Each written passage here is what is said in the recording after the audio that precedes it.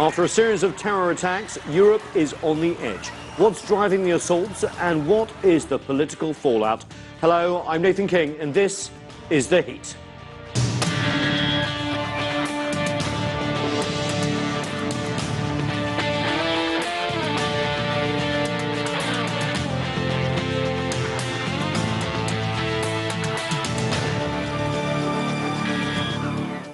Over the last 18 months, Europe has been hit with a series of terror attacks. After high-profile assaults in Paris, Brussels and Nice, Germany is now dealing with increased terror threats too, following a number of smaller incidences. And just last week, an elderly priest was murdered at his church in northern France. The continent is on edge. Europeans are concerned not just about their security, but also the political fallout that is still developing. We begin with CCTV correspondent Kate Parkinson, who joins us from Paris. Thanks, Kate, so much. We've seen these terror attacks across Europe, obviously. What's the mood like on the continent? Well, people are understandably extremely concerned about the security situation here in Europe. Since June, there have been 7 attacks here in France. In the past 2 years, we've seen 14 attacks, killing more than 240 people, some of them, as you mentioned, very high-profile attacks. But in between, there have been much smaller but nonetheless deadly attacks taking place. Certainly when the French Prime Minister Manuel Valls said people in France may have to live with terrorism, he could have been speaking for the whole of the continent and for the United Kingdom. And this is very much the feeling across Europe, because intelligence agencies do warn that more attacks are expected, and the Islamic State terror group does release videos on a regular basis threatening to attack Europe. So it's certainly not a very comfortable position for people who are living here at the moment. And really this increase that we've seen lately in very low-tech, random but nonetheless deadly attacks is causing people to question whether their governments can tackle the terror threat or whether they're able to adequately discern who is a potential terror risk or who could potentially turn violent. Yeah, and of course Europe's been dealing with the migrant crisis as well. Are these attacks having much impact on Europe's immigration policy debate, although it is worth emphasising that not many of the new immigrants have been ever linked to the terror attacks? Well, you make a very good point, and it's something that the European leaders are keen to stress. The German Interior Minister has said that these recent attacks in Germany were not carried out by refugees who'd arrived in the past year or so. The same can be said of the attack in Nice, but it's not changing some people's perception that this tide of mass migration is not going to end well, and certainly the far-right parties are really capitalising on this. You only have to look at the situation in the United Kingdom, which last month voted to leave the European Union, to see that populism, nationalism and isolationism really are on the rise here in Europe. Yeah, you're touching on the political fallout. What is it going to be like for mainstream leaders like German Chancellor Angela Merkel, French President François Hollande, both facing elections, both hit in the polls under pressure? Well, absolutely, and these really are the 2 leaders to keep an eye on, because they are the powerhouses of Europe, France and Germany, and both the French and German leaders are facing elections next year, so they will be put up to the public scrutiny in the ballot boxes. Certainly the position for both Hollande and Merkel is far from clear. Merkel very much changing her tune from being very welcoming towards refugees to being a bit more on the defensive now, saying that Germany does need to take a tougher stance on deporting people whose asylum claims have failed, and doing a better job at spotting people who are becoming radicalised. Equally here in France, the French president, well, he was already under the spotlight for his leadership and security policies following last year's attacks. That has only increased in recent weeks. And while his popularity is at a record low, the leader of the far-right Front National Party, Marine Le Pen, well, her popularity is soaring, and she's emerging as a very strong contender for next year's presidential elections. Very interesting. Thanks, Kate Parkinson from CCTV's Kate Parkinson, joining us there from Paris. And for much more, joining us now from Berlin is Volker Stanzel. He's a member of the European Council on Foreign Relations. He has extensive experience in German foreign policy.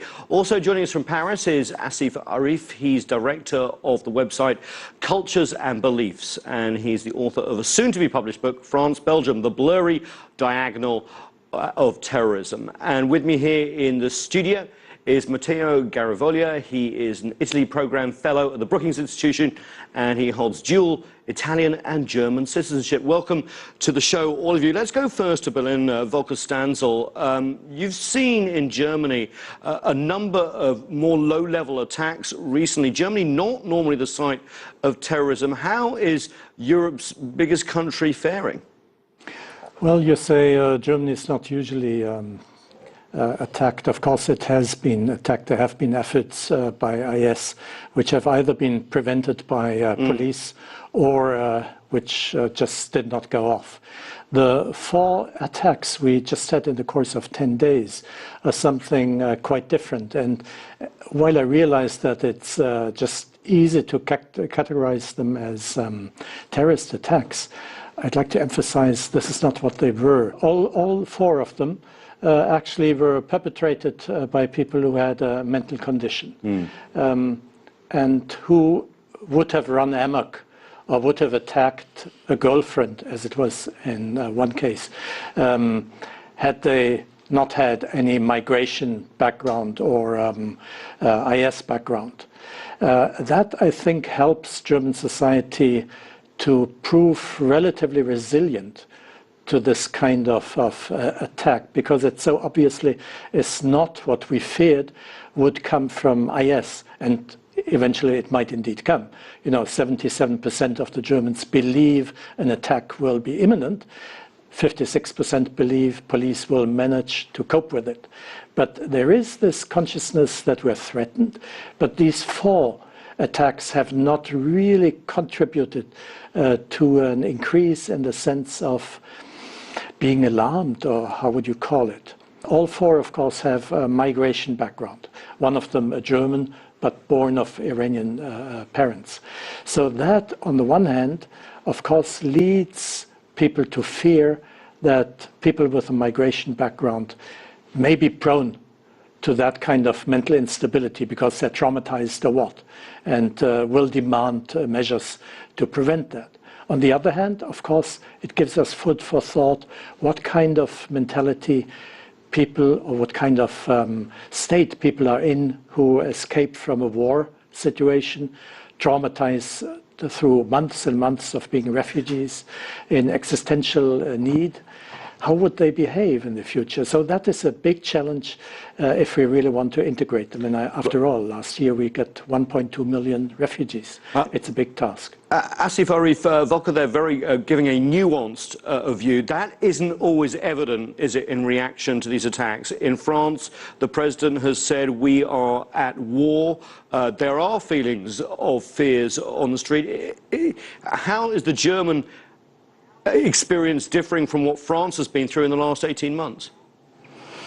I mean, in some way, I can say for some, what happened in Nice, for example, was also made by a person who has a very bad mental condition, and then after Daesh comes and say yes, it is an attack from our organization. So I think yes, France has a more wider background with Daesh attacks, because Paris attacks have been revendicated by Daesh, but we cannot forget that what French people understand, and this is here is the central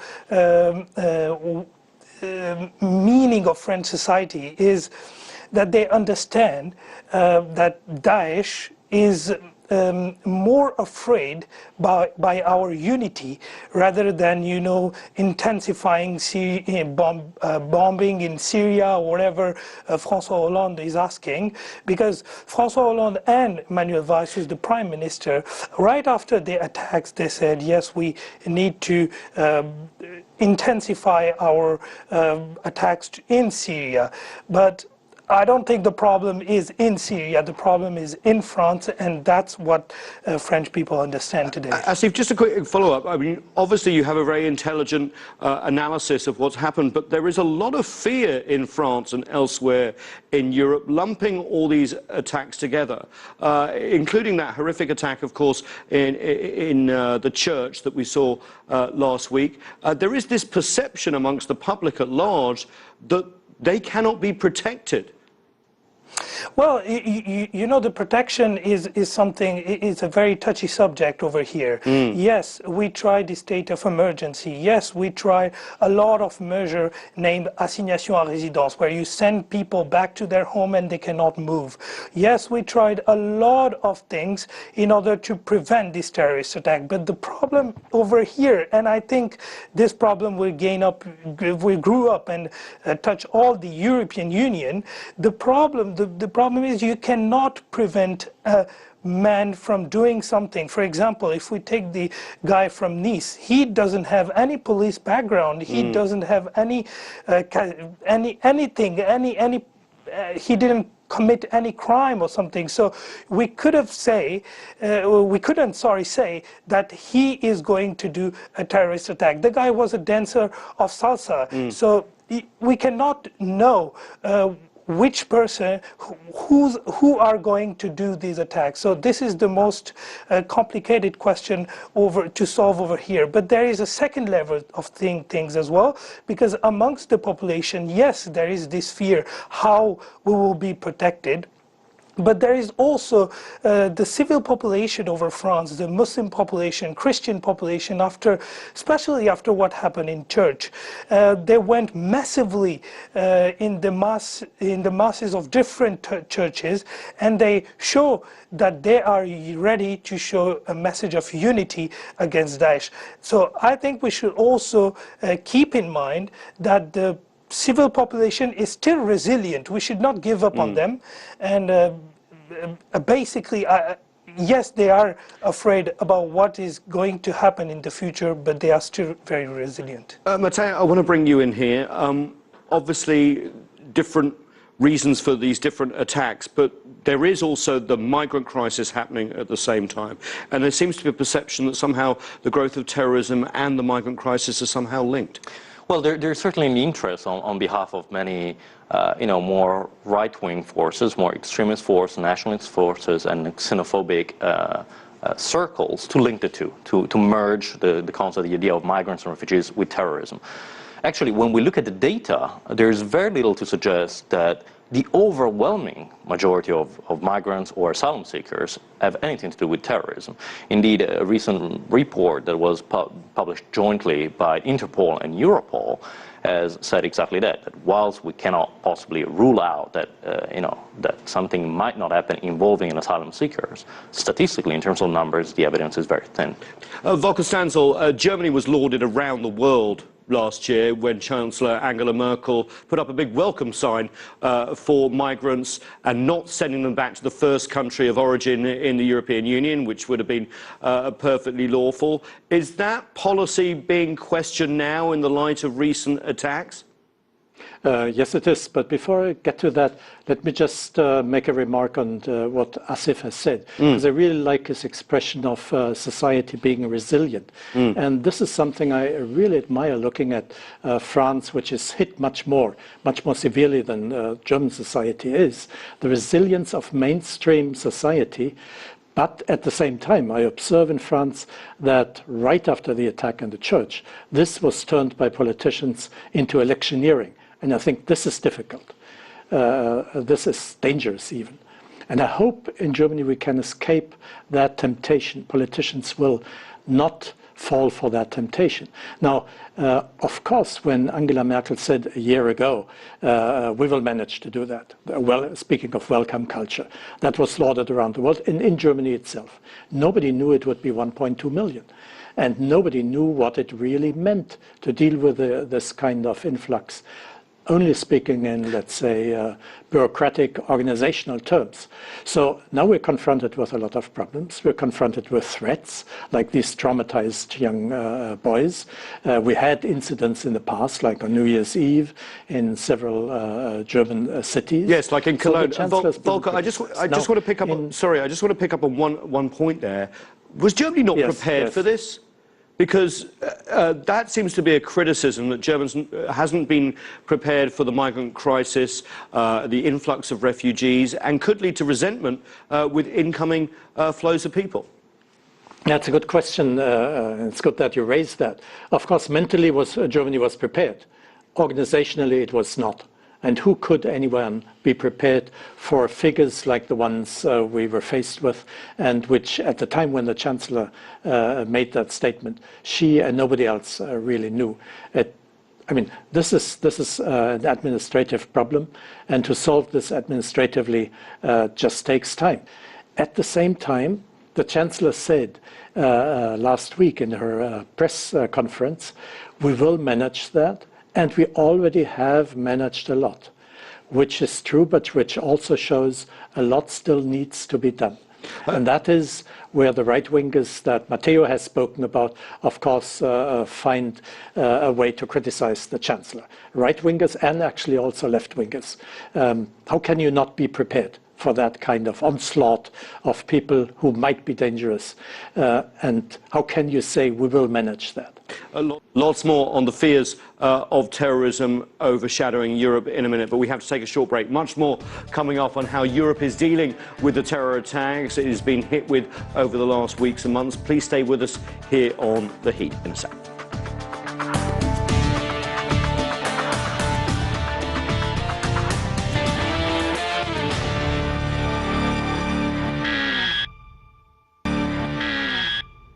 Welcome back to the show. We are talking about the recent spate of terror attacks that has Europe on edge this summer. And let's go back to Paris. Asif Arif, we ended the last block talking about the difficulties Germany has had in integrating migrants so quickly. What about Paris and France when it comes to monitoring terror threats? Because a lot of homegrown terrorists have come to the fore. It creates tremendous manpower to monitor these sort of threats. Can France do better, or is it doing enough already? Well, I think the problem over in France is not about, our refugees, as, for example, what Germany is facing. I mean, I don't think it's a proper problem, but whatever it's called. We don't have this type of issue.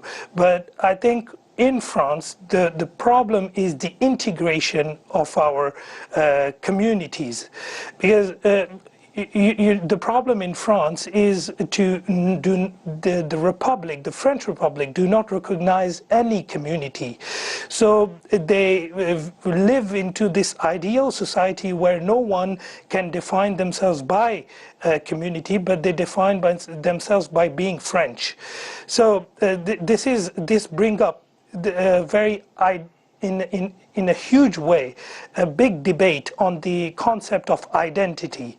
And since this debate on the concept of identity start, then we face all this peculiar problem with the migrants. So extreme right wings, led by Marine Le Pen, will say we should cut all our links to the European Union, while sitting in the European Parliament, she will say so.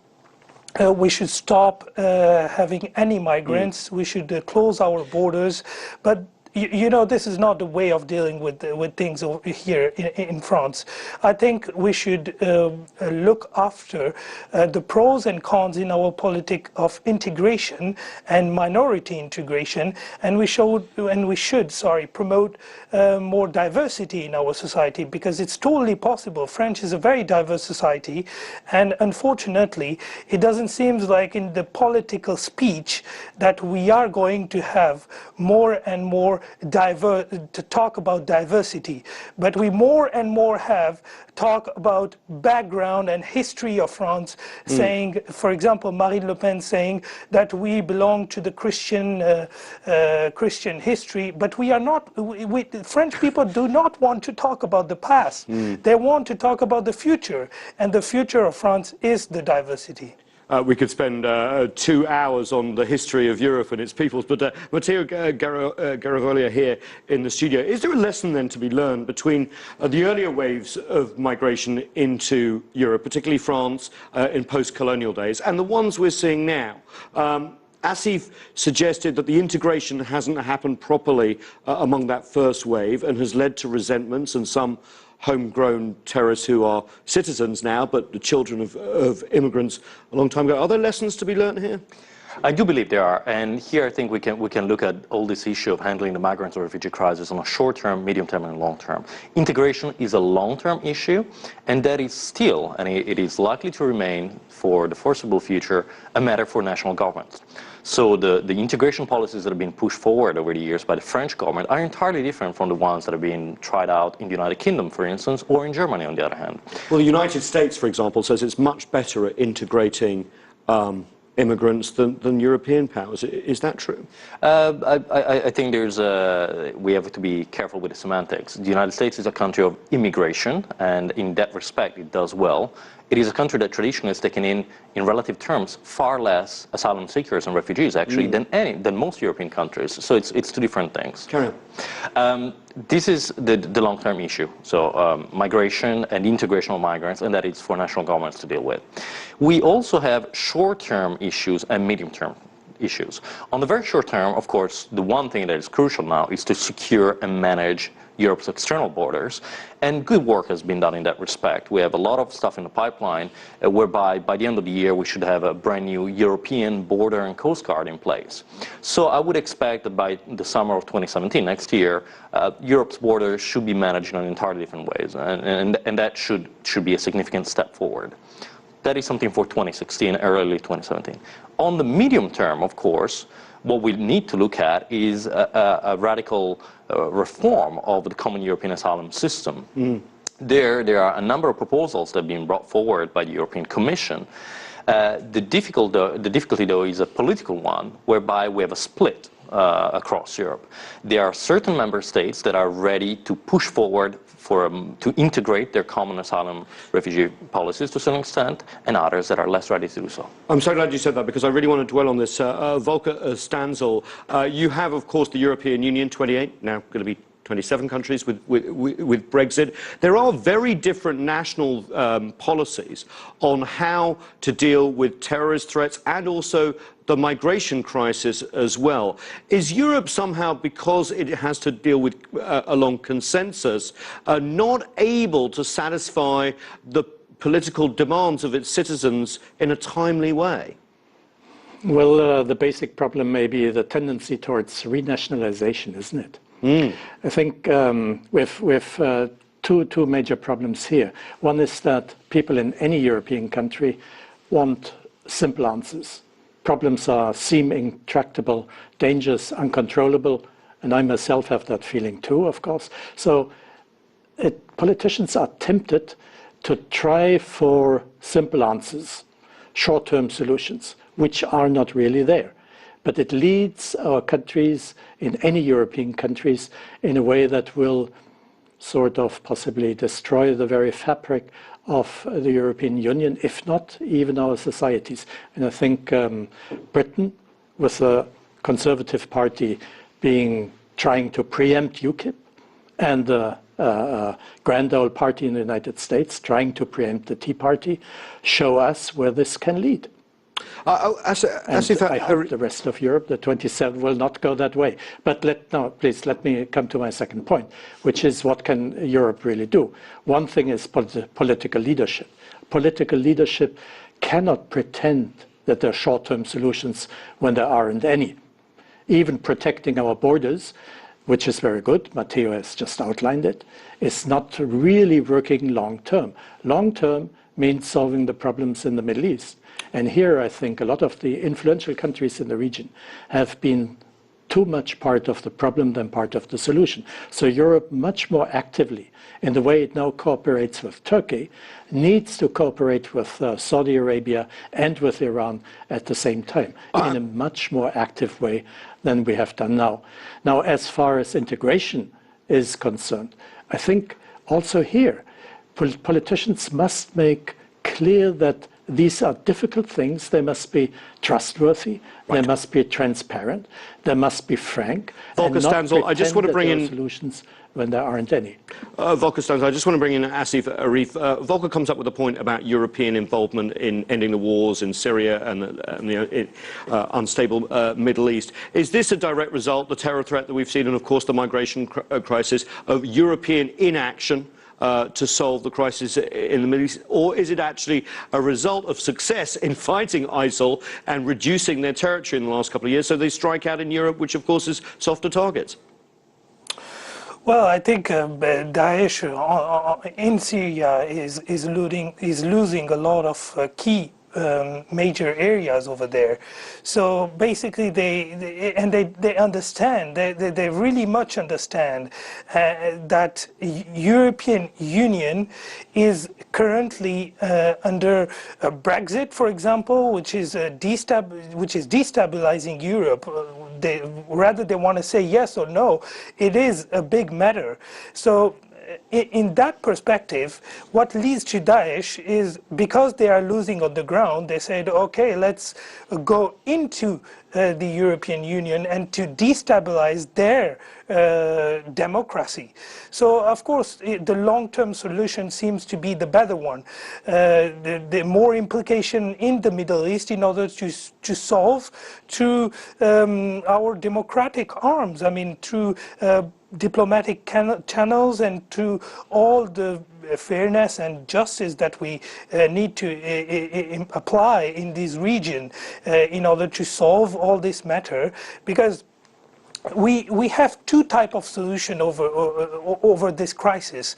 Either you solve the problem of Middle East in a more general way, and then you can stop the incoming, the mass incoming of refugees in Europe, or you are not solving the real issue in the Middle East, and the people who are persecuted over there, they will come to Europe, and Europe has all the legal basis to welcome them. So. I think this is you have to find a solution in these two options. Matteo, final word. Migration coming into Europe solved by beating ISIL on the battlefield, but also winning the war of ideas? Yes, it is about winning the war of ideas, and ultimately I think all this will be solved in Europe, not abroad. There is, of course, because of course there is the battle with ISIS and all that, and that's about fighting terrorism in the Middle East and so on. But this is a political issue and an issue of governance in Europe.